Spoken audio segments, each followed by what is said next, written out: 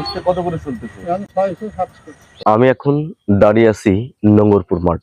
নোংরপুর মাঠ হলো সেই মাঠ যে মাঠকে জনাব হানিফ সংকেত স্যার তার ইত্যাদিতে উপস্থাপন করেছিলেন। এই ভিডিওটি শেয়ার করে অবশ্যই দেশবাসীকে আমাদের এই নোংরপুর মাঠটি দেখার সুযোগ করে দিবেন। কাকা, আমাদের এই নোংরপুর মাঠে বিঘায় কতটুকু করে উঠতে হয়? স্টেট ধরে আগে তো বলি এটাই মন স্টেট এটা এখন তো হচ্ছে না, এখন হচ্ছে 8 মন 10 মন 15 মন এটা এত দাম নেই কথা। এখন উঠতে কত করে চলতেছে? এখন 600-700।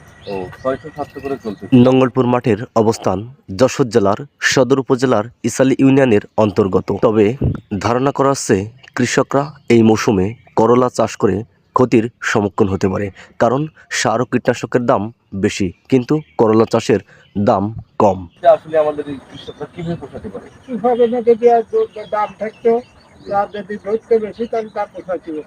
এর কাছে আপনাদের মন্তব্যটা কি? আবেদন করলেও সরকার আমাকে দিতে আসতেছে, বাইরের লোকে ধরে দিয়ে দিচ্ছে। ও আচ্ছা, তার মানে আপনারা কৃষকরা চাচ্ছেন যে সার কীটনাশক এগুলো যদি দাম একটু কমে তাহলে কৃষকরা বাঁচবে, তাই তো?